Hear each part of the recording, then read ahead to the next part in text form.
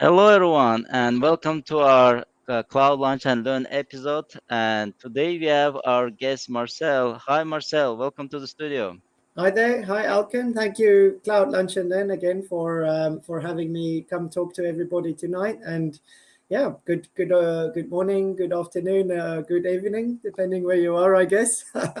Yeah, that's true. And I would like to congratulate actually Marcel for receiving the MVP nomination award. He is actually Microsoft MVP and he's a brand new MVP. So congratulations on that. Thank you very much. It's Um, yes, yeah, go it's ahead. wonderful to be part of the community, and yeah, Yes. it's great. Thank you. Yeah, there was like this cloud family where I see Marcel very active and he was actually presenting on different communities. One of them is Cloud Lunch and Learn. And thank you for all these contributions. Community really appreciates your inputs and all these, passionate presentations that you bring forward.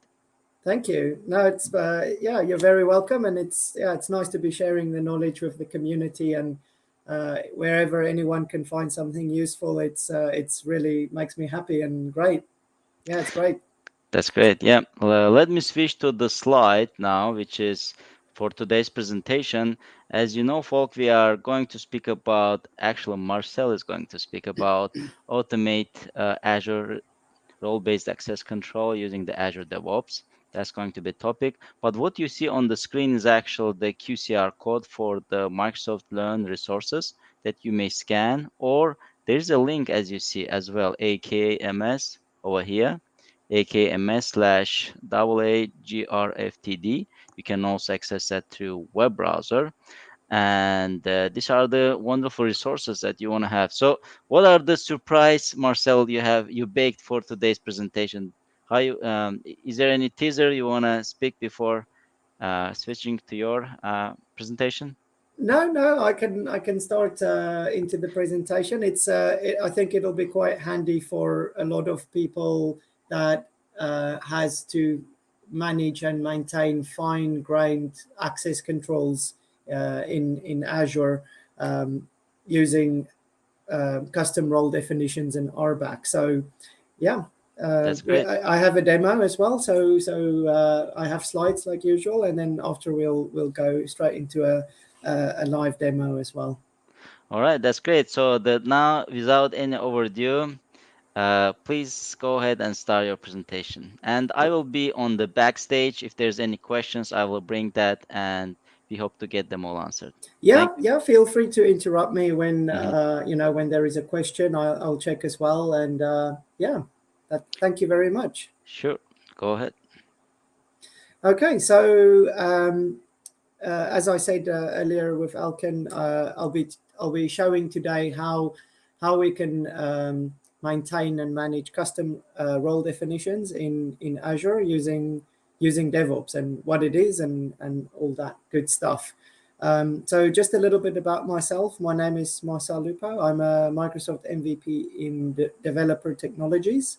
I also work as a DevOps architect manager in a company called Avanade, and I've been in the IT and technology industries for about almost 20 years now, if not more. And then on my screen here as well, you'll see I've got some Twitter, LinkedIn, a blog on Dev2. The talk that I'm going to show tonight as well has got a written blog version as well, in case you wanted to use any of the code samples that I'm going to show. Also on my GitHub as well. So let me start off first by let's talk about what and why. What is Azure role-based access control? So it's basically permission. When you are working in Azure, you can give people access to resources. So say, for example, you create a resource group or some resources in Azure. You can give access to groups or users or guests to, using role-based access control role definitions, basically. It's also known as IAM permissions. Um, uh, so these roles, they're basically built up of allow actions or disallow actions, and they're kind of grouped together in a role definition. And a role definition is basically a JSON. It's got a JSON structure, but we'll go into that in a little bit. Now, in Azure, because Microsoft always tries to help, and there is a vast number of what's known as built-in roles. So if you have if you've ever given permissions to anyone in Azure, to a resource or a resource group, you'll probably come across using the built-in roles, maybe for contributor, maybe user access administrator, maybe a VM contributor, or there are so many that Microsoft makes out of the box that is built in. So what are the challenges and risks? What are some of the challenges? I'd say, like, sometimes you might come across a requirement where a role just doesn't exist. So say, for example, you have there isn't a built-in role that kind of fits to what you want to do, or maybe there is a very specific set of permissions that you need to give, or maybe the role is too permissive, or maybe it's got not as much permissions as you would want it to have. What do you do in that point? It becomes a challenge. Now, that is where we can talk about creating custom role definitions to basically kind of create a role that is more fit for purpose or for your scenario. And these can become complicated because the way that role definition is structured, it's basically a JSON object, and it's got a name, an ID, whether it's a custom role or not, a description, and then you have what's called your actions, your not actions, your data actions, and your not data actions, and assignable scopes. Now, assignable scopes is just where is the role going to be surfaced for you to be able to consume. That can be a subscription or a management group. But what I guess by what I mean is when this becomes a challenge is when you're having to create these JSON files. You might think, where do I put these JSON files? How do I look after them? How do I deploy them into Azure? How do I actually make them go from a JSON file to being a role that I can now consume? There's a lot of headache and thinking how do I do this? How do I manage this? I can use PowerShell. I can use Azure CLI maybe. What if I want to make changes to a role? What if I end up having 100 JSON files laying all over the place and it gets messy and I need to change things? So, these are some of the challenges that we can face when we need to have granular role-based access control. And it doesn't need to be that difficult or messy. So I just want to quickly go in really before going further, just going to, actions versus data actions or not actions.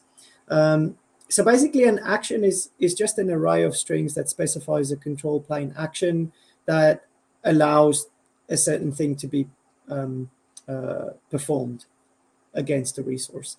A not action is the same. It's not the same. It's the opposite of that. So say, for example, you have a role that has got a wildcard like star in it that you say you can do anything. You might want to have a granular action that says you don't want to write or delete, which you'll then put in a not action. The same goes for data actions and not data actions, and they're more to do with data rather than the control plane of Azure. I also wanted to quickly just show the structure or the syntax when defining the actions, whether they're allow actions or not actions.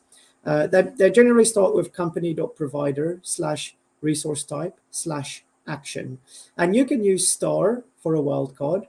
You can use read, write, action, and delete. It's very, very simple. And let's take a quick look at an example of a custom role. So here I've got a custom role called Custom Resource Health Reader. You see I've put a description in there called users with rights to only view Azure Resource Service and Subscription Health. And if you see in the actions, I have a list of one item, and that list is basically. Can I jump back here? Yes. So you'll see there, it's company.provider name / resource type / action.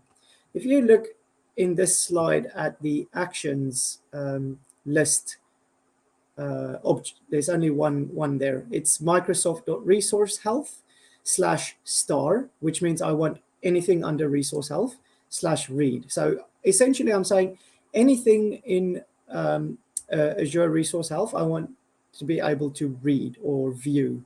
And then under Assignable Scopes, I put subscription. This can also be a management group. What this role definition will do is it will give me the option under that subscription to use this role or to assign this role against a user or a group of users. And it's just an example. So what is the solution? How can we manage these files that's everywhere? Marcel, excuse me, can I bring a question from studio? Yeah, sure. Yeah. Sure. So the question came from Joe, and that's how do you test for the bladed radius? For example, unexpected permissions being granted. Maybe you speak about this later. Yes, yeah. So I will cover that in, Okay. Where you can check, and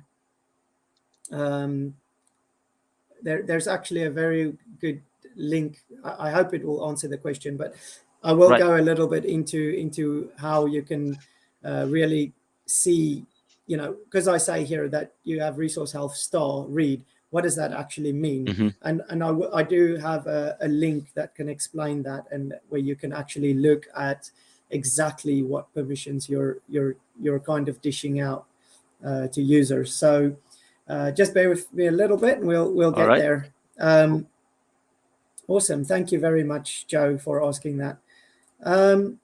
So just going back into the slides here, how do we kind of make sure that it doesn't get so messy, our granular roles that we want to implement, that we want to kind of create to assign to users and groups and stuff? And I would say apply DevOps, try and automate it. And I'll show you how we can do this today. So, automating custom role definitions can really ease up the administration. You can seamlessly create role definitions on the fly through automated process like pipelines. So having all the role definitions in a code repository, and when you're making changes to those roles, like adding extra actions or removing actions, once you save the file, a pipeline will trigger and it will automatically make those changes to your roles in Azure. We're going to go through all of that in a minute. So make Git your source of truth.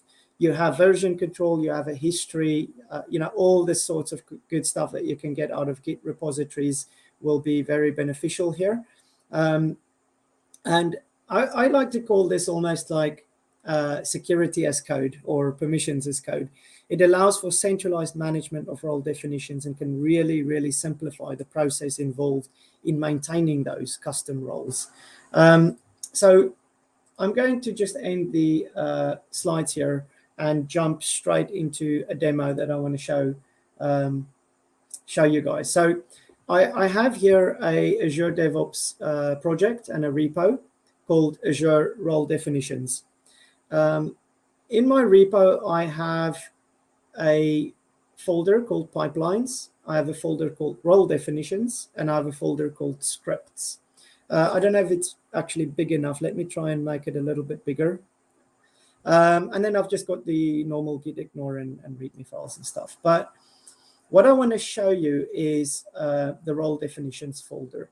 So in my role definitions folder, I have a simple JSON file, which is the role that I showed a bit earlier, where I'm creating the custom resource health reader as a JSON file in my repo.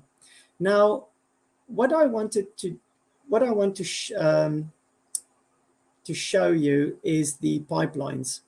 So I have a pipeline here that will trigger a couple of things. It's a multi-stage YAML pipeline. Sorry about that. So I have a trigger, and this trigger will only kind of run the pipeline when something changes in this path. And the path is that folder that I have my custom role definition in, the JSON file. What I'm doing is I only have one stage with a job that is basically the job is going to do a couple of things. It's going to run on a Windows machine. And what it's going to do is it's going to run two task groups. The first task group, it's going to get what files have changed. I'll go into that in a little bit of detail in a minute. And then it's going to set RBAC. So I only have kind of two steps that's happening really in this YAML pipeline. So if I just quickly go and look at those tasks, let's look at the first one. Just wanted to let you know, remember my files, my custom roles is under this structure folder here called role definitions. And we'll create another one in a minute here. But basically my first step is going to be to determine what files have changed. So the way I do this is basically through a Powershell script that is just going to go and look at what files have been edited since my last Git commit in the diff. What it's going to do is it's basically going to go and fetch the files that has changed, and it is then going to create a variable in a pipeline variable called role definitions. And all that this pipeline variable is going to contain is the files that was created or changed. So that is all. It just kind of creates a list of these files, but it will only give me a list of ones that are added new or ones that have changed. What I'm then going to do is run my second task. The second task is basically just going to run a PowerShell script, and we'll look at that script in a minute. So this is just going to execute a script which is under the folder scripts, and it's called set RBAC. And I'm passing in one parameter called role definitions. And if you notice, this variable here is actually my Azure DevOps pipeline variable. If I just jump back to the previous step, you'll see here I'm getting all the files that has changed, just a list of my files. And I'm creating a variable called role definitions, which is my list of all my JSON files that has been added or changed. I don't want to get any files in there that wasn't worked on, only ones that were worked on. And then basically consuming that as a parameter in my script that's going to execute. Now let's take a quick look at that script. So if I go under scripts, I have a PowerShell script here called set RBAC, and you'll see here that my I have an input parameter called role definitions, which is going to come from my pipeline. What this is basically doing is it's just going to convert. It's going to take the file for each of those files. It's just going to read the content of that file. Now, if you remember, the content was a JSON object. So I'm basically just creating an object of the permission of the role as a JSON object. And then what I'm doing is I'm looking inside of that object to see what is the scope. You know, where do I want this role to be surfaced? Is it a management group or is it a subscription? So all I'm saying is go and check if it's a management group. If it's a management group, look at the, you know, set the context to the management group. Otherwise, if it's a subscription, you know, if the the children of the management group is subscriptions, then you set that as the context. Why do I do this? Well, for two reasons. If the role definition already exists, and I made changes to it, I just want to apply those changes that was made. So for example, if I have a role that already exists in my management group or my subscription, and I add a bunch of actions that I want to add, this will then basically tell me, okay, this role already exists. It's just going to add or remove the additional, it's just going to basically reapply the file. And if it doesn't exist, it's going to create that role permission. The same it does at the subscription layer. So if my assignable scopes is a subscription, it'll just go, does the role already exist? Yes. Okay, make the changes. If it doesn't exist, then create a new role. Now, let's just take a quick look at this. And I hope this will answer Joe's question from a minute ago. I'm just going to quickly go into my Azure subscription. And I'll show you here that if I look under IAM, so first of all, let me jump to the access control IAM section here of my subscription. If I go to roles and just change, just to let you know, when I spoke about earlier, those built-in roles, there are so many built-in roles you can see here that comes out of the box. But in our case, we're talking about custom roles. So by changing this filter to custom role, you will see here that I have my custom resource health reader here. And you can see that it's the same description, users with rights to only view Azure resources and services and subscription health. Now, if I click on this role here, just quickly go back in here and go on edit. Sorry, not edit. Let me just go back there quickly.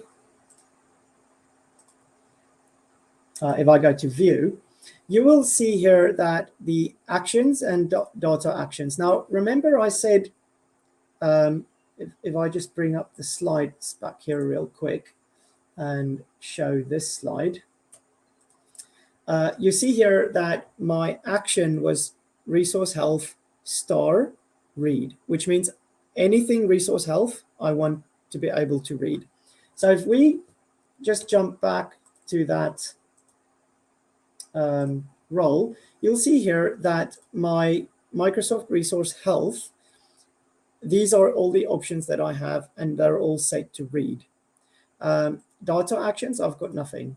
Now, say for example, I just want to make a change here. Say I want to have a not action, or I want to specify very granular actions. I can do that now by just going and amending my JSON file in DevOps. I won't do that now because I want to create a new one. So let's do that. Let's actually go and create a new permission. So just jumping back to actually, you can also look at the JSON file here. So you can actually see it in the portal by going to the JSON file, and you can actually look at assignments. So you can see where is this assigned? What where is this permission assigned? So that is pretty powerful. It's pretty handy. But now what I want to do is I want to create a completely new permission. And you see here I don't have I only have resource health and another one that I set up through GitHub as an experiment a bit earlier in the day. But we're working in DevOps here, so let's do this here. I just want to open up a site as well, or actually let me go into DevOps first. So in here, I'm just going to go and create a new file. I'm not going to use VS Code or anything here. I'm just going to do it in DevOps directly. But say, for example, you had different files and stuff. We're getting it all in DevOps, getting it all into source control and making Git our kind of source of truth. So let's do another one. So let's make one called custom. Let's call it VM operator.json.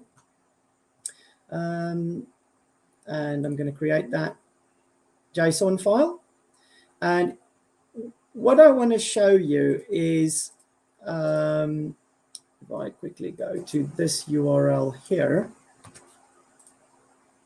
what's really nice about and I also hope that this kind of answers Joe's question, but if you go to the reference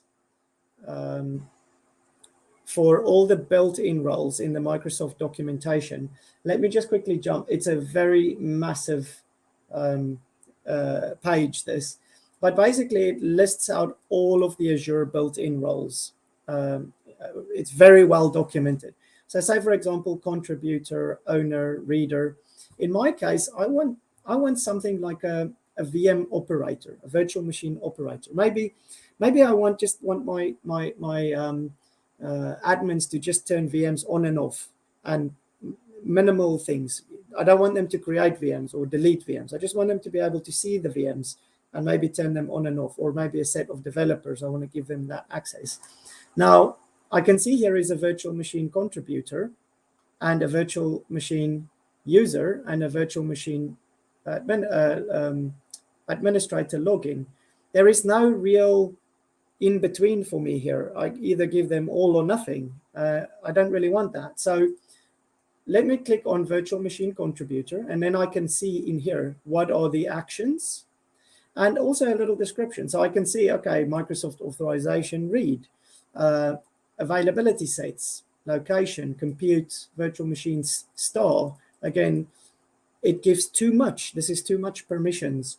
If I scroll a little bit down, I can actually look at the JSON file of this role definition. And this is what I'm going to do here, actually. I've actually prepared one earlier, a trimmed down one, trimmed down version that I'm going to use. So let's just jump back to my Azure DevOps here. And I'm just going to paste in the trimmed down version of my role definition. So I'm creating a custom VM operator. It is a custom role, and I'm just saying users with rights to turn VMs on and off. That's it. Now, let's look at the actions. You can see that authorization, I'm not giving them everything. I'm just saying read authorization. Also, the VMs, I want to just be able to see the VMs or read them. Now, here is the interesting bit here. I'm giving a permission to call Microsoft Compute Virtual Machines deallocate action, which will allow the VM to be turned off and deallocated.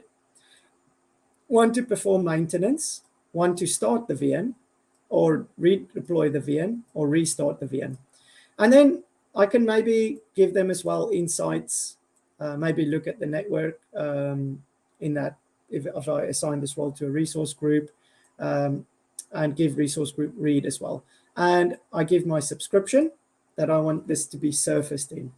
Now, once I commit this, I'm just going to say added a new custom VM operator. Remember, my pipeline will trigger under that folder structure if any files change or if files are added there. Any changes under that will trigger my pipeline. So if I commit this, now you see here I have a second custom role. But you'll also notice that my pipeline now all of a sudden has triggered. And we can see here from my pipeline that is busy queuing at the moment, this is now going to go and look what files have changed in that folder structure.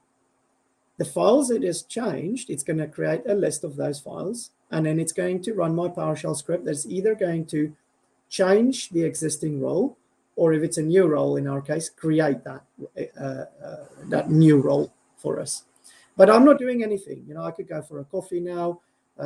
I created my my custom VM operator. I just give it maybe like 5 minutes for that pipeline to run. I don't have to go and manually do anything. My pipeline is taking care of all of that for me, that automation. So let's just give that a moment. And you see, it tells me that if I just quickly go in here, it tells me that the role definition does not exist. It is going to create it, and it creates it. Now, if we go back to the Azure subscription, and refresh, you'll see there is my VM operator. If I go into VM operator and let's view that, you will see the permissions that I gave was the authorization, compute, insights. I can actually see the JSON file here in my role, and then I can also see where is it assigned. Now, let's say I want to give extra permissions. Let's do that. So I want to add storage read, for example. All I need to now go and do, if I want to manage my role definitions, is come back to my source of truth, my DevOps repo, and someone goes, we want to see the storage in that resource group as well. We don't want to do anything. We just want to kind of see what is there. I can now come and edit this file. Let me just open that a little bit quicker, a bit higher. And I'm just going to add in that additional storage read action. In addition, if I can also have not action. So for example, if storage star is too much, I can go into the built-in roles here. And if we look at storage, let me just find the storage. There's so many roles here. Let me just quickly find one. Storage account contributor. What is nice about this is if I click on the provider, Microsoft.storage, it will actually take me to all of the operations in one place that I can, all of the actions, register. It gives me, so if you want to have a really granular look at what star means, what that wildcard means, is this link here will show you every single setting that is under that star parameter. So say, for example, I say I want Microsoft Storage star read, that is going to give me all of these. But say I don't want them to be able to read usage, return the limit and current usage count for resources in the specified subscription. I can then take this setting and on my DevOps, I can put this under a not action. So basically, what I'm doing here is I'm saying I want all of the read actions on storage, but I do not want the location. I don't want that one action. And that's an example of where you would use a not action is to kind of filter out stuff like that. So let me commit this change and commit that. Now remember, this role already exists.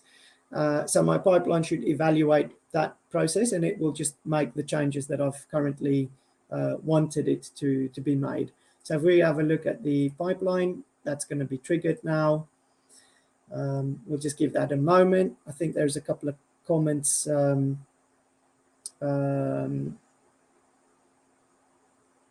Yeah, let me bring actually. So there was a hi Marcel. So the question came actually from Alan. He joined a little bit of late, but his question was that where is your repo? Can you just show that so that he can know where to check the code? Yes. So this repo is actually the entire.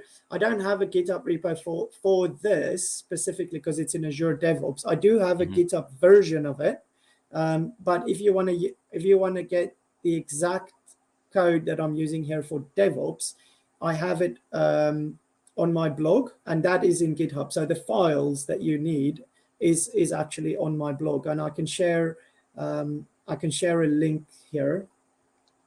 If I just quickly. I don't know if Alchem, do you want to do that after? Yeah, you can put that in the private chat. I can share on the on the general chat, no problem. Okay, Or all you right. can Well, do it after the session on the YouTube. yeah, what I'll do is I'll share a link to the blog that has the Okay. code samples and everything, the structure and like everything that I'm showing here for people to use if they want to set this up in their own environment. Hmm. That's perfectly And fine. and Marcel, because you are using DevOps, so the question came like I believe on the studio was like, can they do the same thing with GitHub Actions? Yes, exactly. Yes. So I have actually two blogs. Mm-hmm. Doing exactly the same thing. The one I'm showing today is using Azure DevOps. Mm-hmm. On the blog is a link to exactly the same using GitHub Actions. How you can Great. do exactly the same using GitHub Actions. Yes. So I cover both of them. I just won't show the GitHub Actions. Maybe I can do another session separately, but Mm-hmm. both I have. And for that one, I actually have a GitHub repo that you can use straight away and implement the same thing in GitHub. So let's just have a quick look at that's finished running now. So if I come to custom VM operator now and just refresh my role and we have a look here, you will see that I don't think it shows all of them, but if you see now, oops, goodness me, there's lots of network ones. There's the storage there. I've got all my storage permissions that I wanted. Still no data actions, but now also I can look at the JSON and you can see here I have got my actions for storage read and my not actions for very specific locations. I don't want to be able to read the locations. And just for assignment, so let me just quickly show you, because this has been surfaced in my subscription, what I can do is I can go to a resource group, for example. Let's say this one here. I can go to IAM, and now I can go and add a role assignment. And I can, from my role assignments, I can now go and pick my custom role. And I can say, this resource group has got VMs in it, and I want the VM operators to be able to see the VMs and turn them on and off and see the storage and stuff. So I can go to the resource group. I can select my custom role. I can select the members. Maybe it's a group. So I'll say RBAC group 1 and assign. Just give that a minute.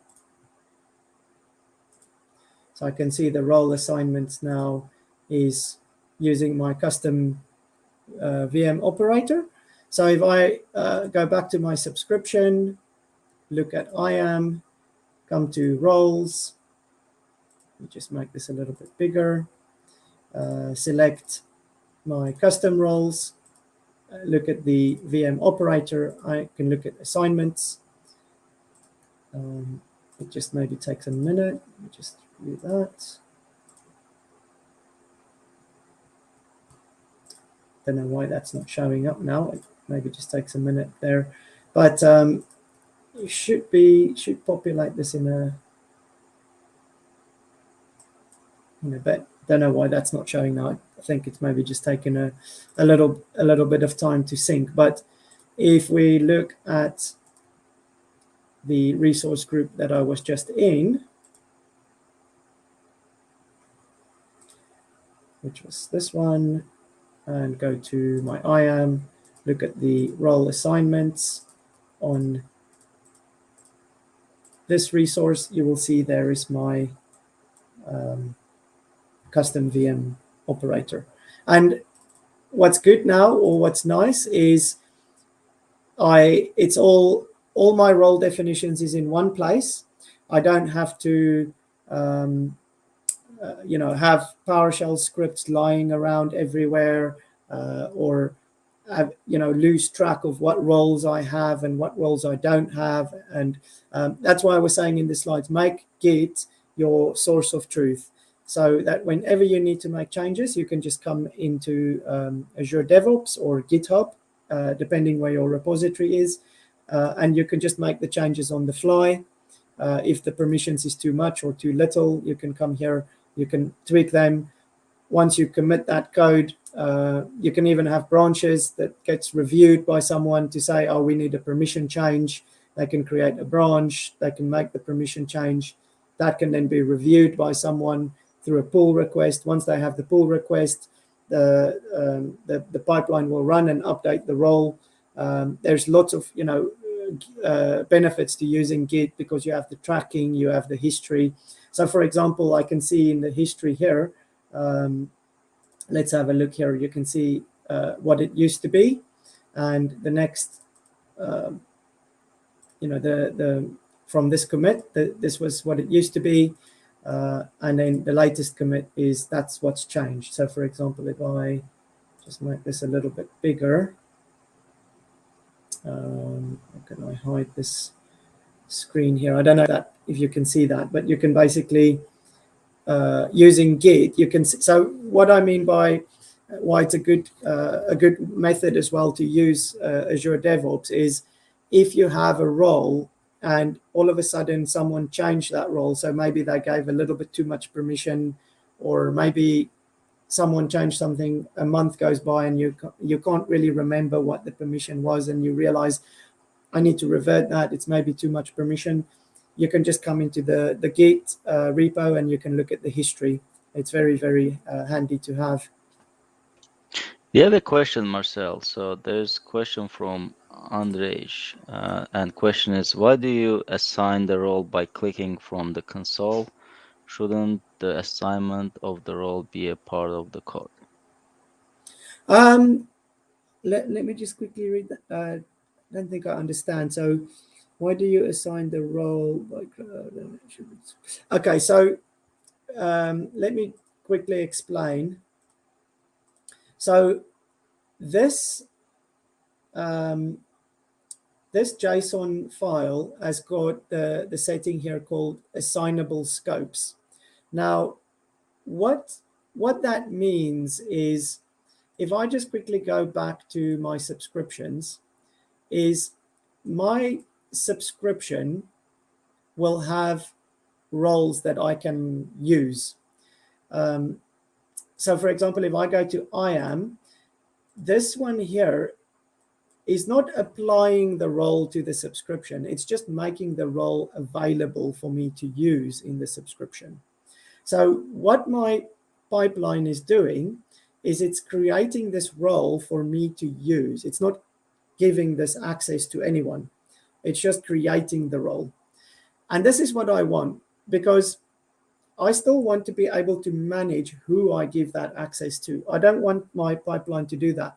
You can do that if you want. So for example, what I did after my role became available for me to use, I went to my subscription, I went to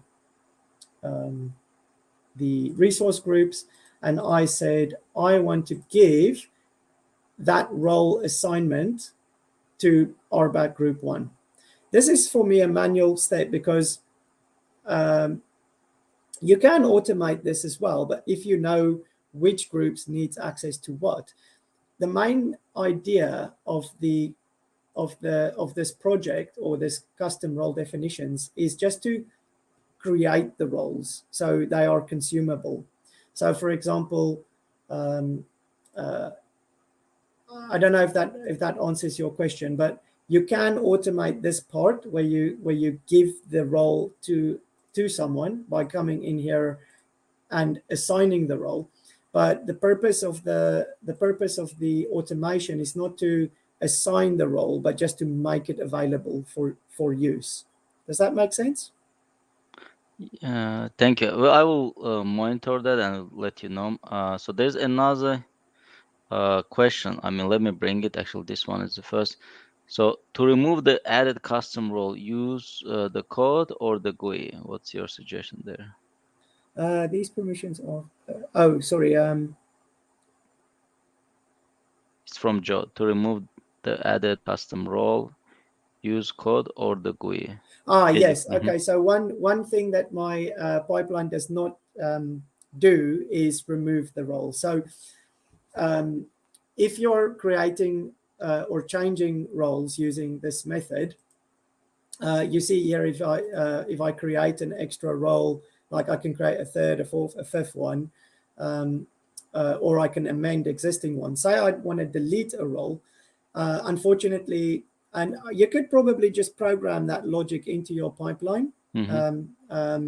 I didn't do that in my implementation, because I would just delete.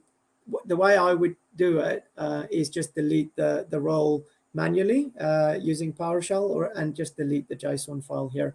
But you can automate that if you put that logic in your code. Yes. And then there is like statement from Alan, which I think is correct. He says that you have to make custom roles available in a subscription before you can assign them to a user group or Exactly. source Yes. principal. Exactly. Yes. And that's what I meant earlier by we're making the role available. This what I'm showing here is just making the role available, and then you can assign them wherever you want. Yeah, I agree.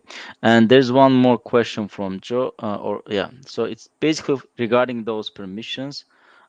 These permissions are for the Azure ARM, or they can similarly be done in Azure AD. I believe the question is, are they for subscription, Azure subscription part, or Azure AD, or are they similar, It's for different? Azure resources. Yeah, it's not Azure AD. So these are very.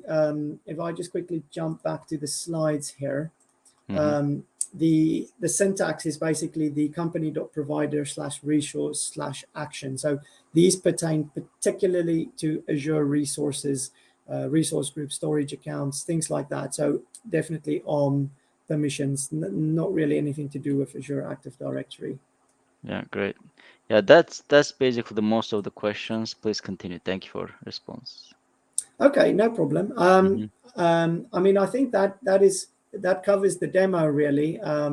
I would probably what I can do is I can give the extra resources to these links through the chat. So I'm just going to copy that into the private chat here for the custom roles, and then also to look at the different providers. So what I meant by the providers here under the action syntax, where you have company dot provider name, resource type, and action, this link here is very handy for looking at the resource providers and the actions. So it gives you, say for example, you want to see all of storage.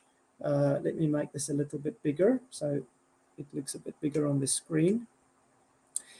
So, whoa, that's too big. Goodness me. I think that's a good one. So, for example, say you want to see all of the Microsoft Compute provider options, or maybe storage. You want to see all the storage options. You can come in here and you can then go. Remember what I said earlier. You have an action. You have there's only 5. There is star, which is wildcard. You have read, write, action, and delete. So if you look at the provider here, you will see that the very last item is going to be what you can do. The action is read, action, write, and you can then basically go, but you don't have to go and put these one by one in, if you just want to give all of the read permissions. So for example, let me just make this a bit smaller again. You can do them one by one, but an easy, nice way to do it that I found is just to use star. So you can say, I want read for anything. You can do the same for write. I mean, if you want people to do everything, you can just leave the last bit here and just say storage star. And under the not actions, you just say, so basically you're doing the opposite. So you can say give the allow action is everything, but not maybe delete storage. So what you can do is you can say let me just add this. Let me just show you an example. So, for example, I want people to do anything with storage, but I don't want them to delete storage. So this is a way that you can also work, where you can say, give access to everything with storage, but do not allow any deletions of storage. So this is also another way. You can commit that and it will run and it will make the change to the code. So the link I sent there was for, just go right to the top here. It's Azure AD built-in roles. So yeah, those are for the built-in roles, and these are for the provider actions or operations. And then also just for my blog, actually, let me bring this slide. So you can, if you go to my blog here, which is called dev2/pwd9000, and I will give you the exact link. Just bear with me one sec, and I'll send you the exact link for DevOps and for GitHub. So you can see how this is done as well in GitHub if you're using GitHub Actions. So let me just quickly find that. So that's for GitHub. That one's for DevOps. Okay, just going to copy that in. Yeah, I'm sharing them on the chat that participants can see. All right, I'm now putting them in. Okay, there's both links there. So the first link there is to do it in DevOps, and the second one is to do it in GitHub. So I will probably do a session with Cloud Lunch and Learn maybe in the future, exactly the same as what we did today, but with GitHub instead, for those who are interested in using GitHub instead of DevOps. Great. And there was another good statement or question actually from Alan as well, and I'll bring that on the screen, which is basically making sure that everybody understands there's a difference between Azure AD RBAC and Azure RBAC. So Yes. do you want to speak a little bit about that, Marcel? Yes, yeah. So they are two different things, and the RBAC here that I've been showing you here is more to do with. I kind of feel. I mean, Azure is always evolving and changing, and to be honest, when Azure AD is lacking for me slightly when it comes to how granular you can configure Azure Active Directory groups and permissions. There's, in a way, in a sense, there's almost just like a few built-in roles. A couple of years ago, there was just so little roles that you could use in Azure AD, but it is getting better. And now with Microsoft Graph as well, and API and permission, this is getting so much more granular, and there is a big difference. What I've covered here today is specifically on the platform side of Azure. So things like when you're building infrastructure or resources, PaaS services, it's basically two separate things. I think it's important not to get confused with the two, because they are very different. But yeah, you could kind of research, what the roles are in Azure Active Directory. There are different ones. There is also obviously built-in ones, but it's not as granular with being able to configure custom roles so much as in the platform space. Yeah, I will just add what Marcel actually mentioned. So when you are dealing, let's say, with the users, right, how you group them and how you want to manage, or who you want them to manage, and plus audits that you want to happen on the AD level where you want to, look into audits of logins or any suspicious things that happen, then that's where Azure AD is actually, supposed to be helping you. But when you go down to the resource level, which subscriptions, Azure resources, like now you are talking about Azure Monitor, you are talking about, Azure App Services, and all this a gamma of services that are there to help you to build your solution. Then that's where it's actually Azure RBAC, which is more like based tied up to your subscription, and resource groups where you have your resources. Exactly. Yes. Yeah. Hmm. Yeah. And just another thing, as Marcel mentioned, so if you want to manage again, like your users within that tenant, Azure AD tenant, then if you want to build even like build and roll, you want to make sure you build that on Azure AD RBAC and not on Azure RBAC, because otherwise it will just not show up there, and there's no such capability actually in Azure RBAC to manage the tenant users, because Yeah. that's the responsibility of your Azure AD RBAC. Yeah. Yeah. Yep. All right. I'm looking at the chat. I think that was a great presentation. And here's another statement or question from Alan. He's very active. Thank you, Alan, for being so active. And the question is, Azure AD is the identity provider for both. That's true. Yeah. And however, the RBAC model is different for SaaS and versus PaaS, Yes. or Exactly. Yeah. yeah, or infrastructure as service ones. Yeah, that's true. That's a good statement there as well.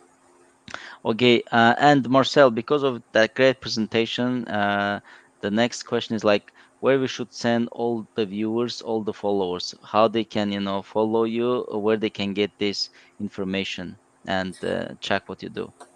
Um, well, you can come chat to me on Twitter. You've got my Twitter here on the screen, or ask me. Connect with me on LinkedIn. We can have this chat on LinkedIn. I have lots of blogs as well on my Dev 2. I do a lot of stuff on GitHub and DevOps, and I always have the code samples on GitHub. So I think even for this DevOps demo today, the code will be on GitHub. But if you want, come chat to me. If you want more information about some of the stuff, or want to go a little bit deeper in a specific topic, just send me a message on Twitter, or connect with me again on LinkedIn. We can have a chat. We can I can show you where to go and what to look for. And we can try and solve the problem together. But yeah, just come talk to me. You have it on the screen, my Twitter there. Great, thank you. So you know how to connect with him. Here's again Twitter handle, as you see, and the blog, and as well as GitHub, where you can get connected with Marcel. Thank you, Marcel. That was a very good presentation, very informative. And before ending, actually, I want to thank everyone who joined our session live and had these wonderful questions in the chat that we brought to the studio. And thank you, Marcel, for addressing them. And plus, we have this from Microsoft, we have this QCR code regarding how to learn about this Azure DevOps and security. These are the collection of Microsoft Learn modules. You see the link there in yellow, and plus you can scan it from QCR code.